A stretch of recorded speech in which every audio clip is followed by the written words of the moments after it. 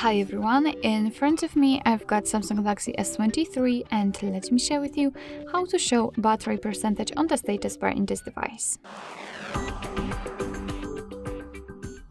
So if you've got only the battery indicator and if you want to have the percentage of the battery always shown on the status bar, I promise nothing easier. And basically all you have to do is to simply find the settings, just enter them, and here we have to tap on the notifications.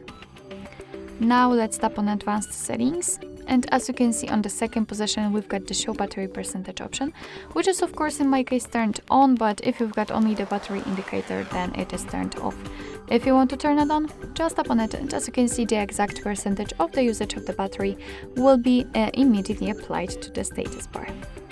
So basically that's all. This is how to show battery percentage on the status bar in your Samsung Galaxy S23.